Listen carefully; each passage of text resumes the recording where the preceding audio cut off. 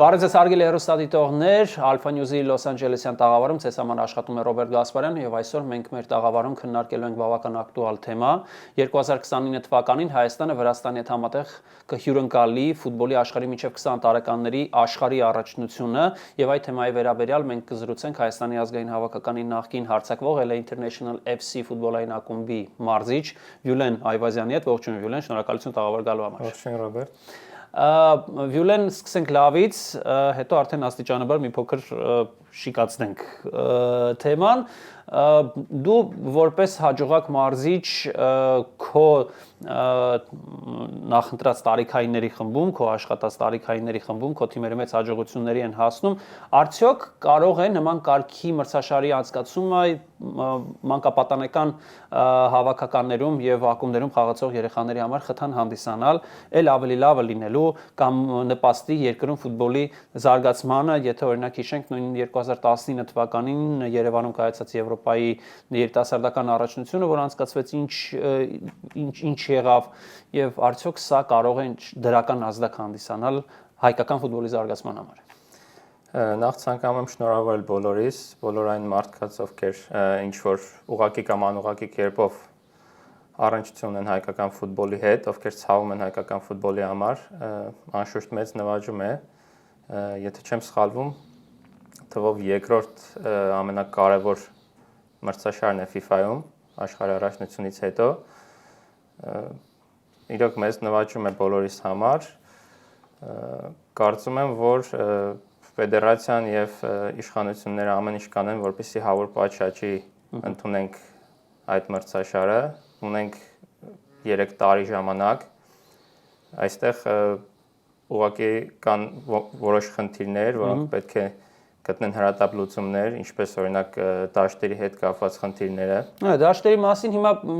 բան կանենք, կանդրադառնանք, բայց սկզբից մի քիչ լավ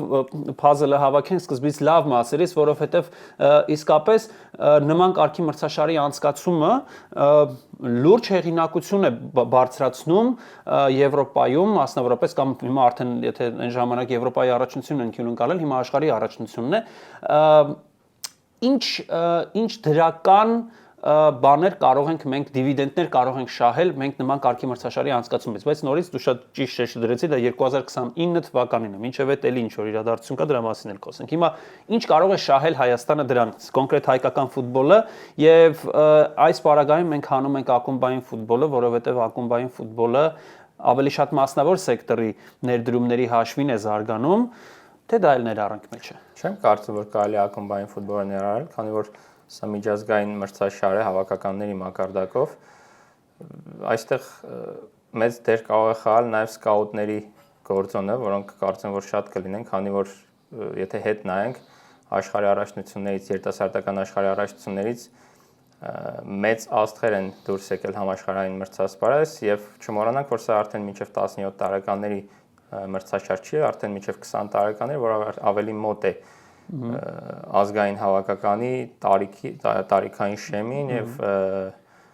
որակապես ավելի մոտ է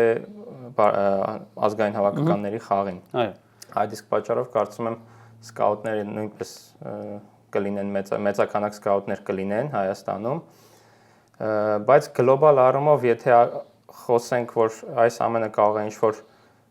ռադիկալ փոփոխությունների ենթարկել հայկական ֆուտբոլը, անձամբ ես չեմ սպասում, քանի որ հույս ունեմ, որ սա կլինի մեկնարկային կետ, որից հետո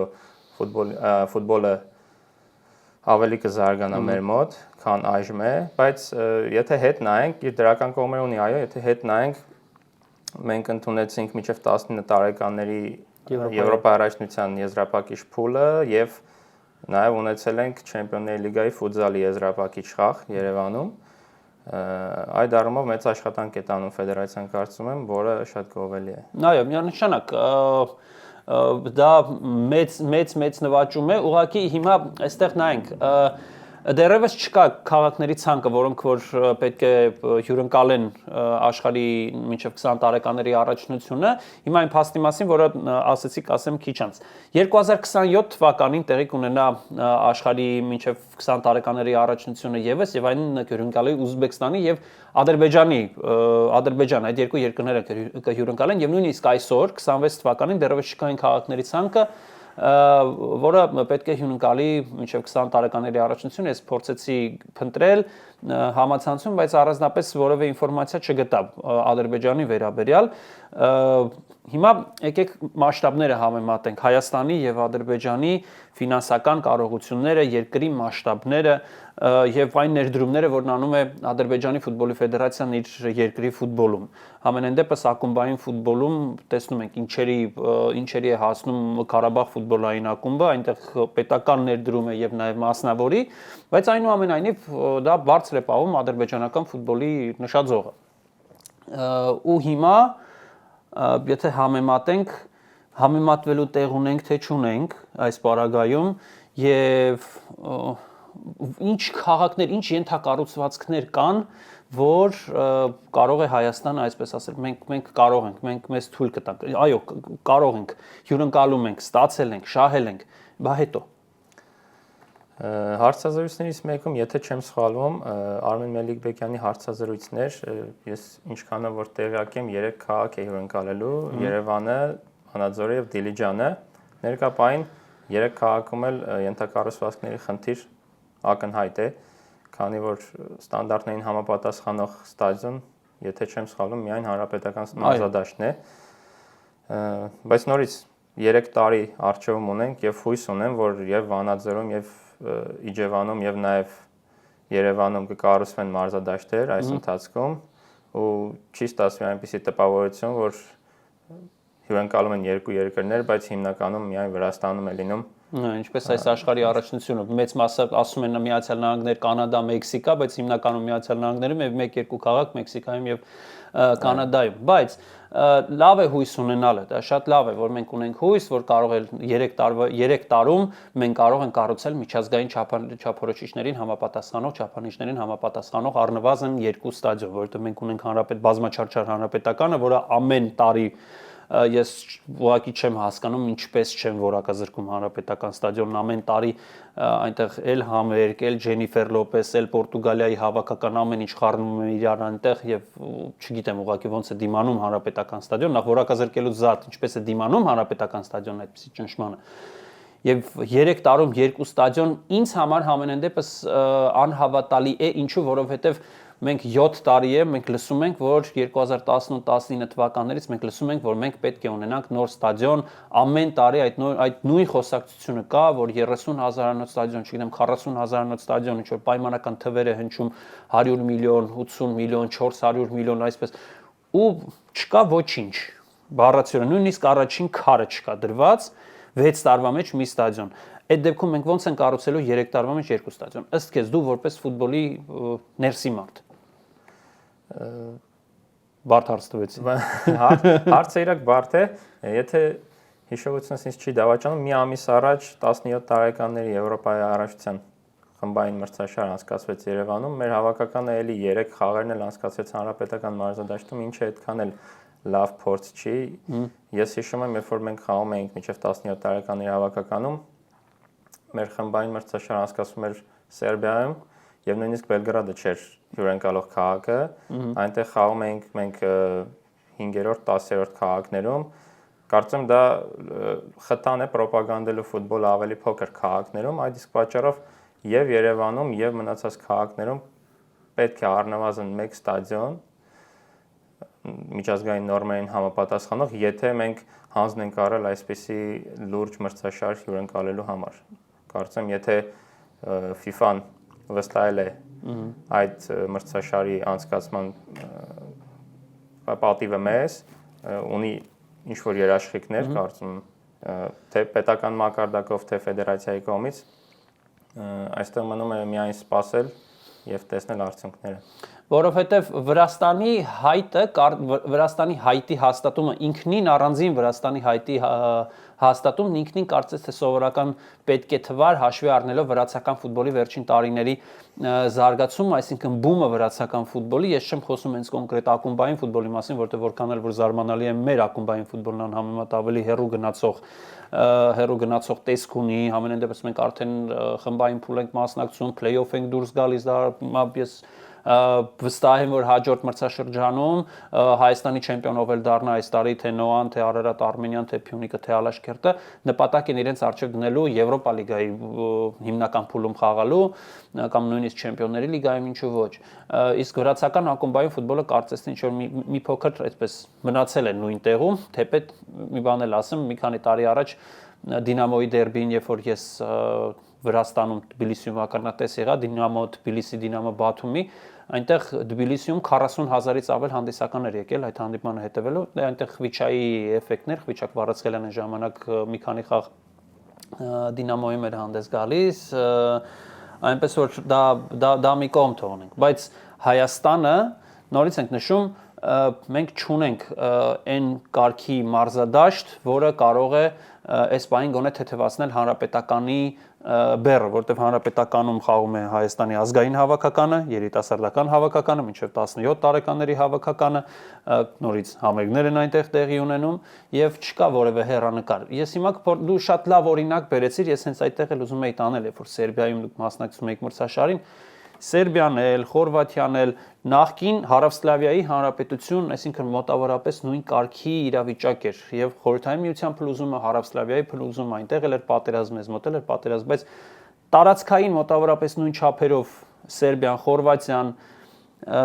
չգիտեմ, Սլովենիան, Սլովակիան ունեն այդքան ստադիոններ, ունեն այդքան քաղաքներ, որ կարող են իրենց թույլ տալ հյուրընկալել, բայց մենք ինչու չենք կարողանում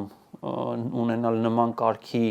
մրցաշար, քաղաք, ստադիոն, չէ՞ որ մենք էլ ենք ֆուտբոլային ավանդույթներ ենք ունեցել, ոչ պակաս տաղանդավոր հրաշալի խաղացողներ ենք ունեցել խորհրդային մասշտաբով։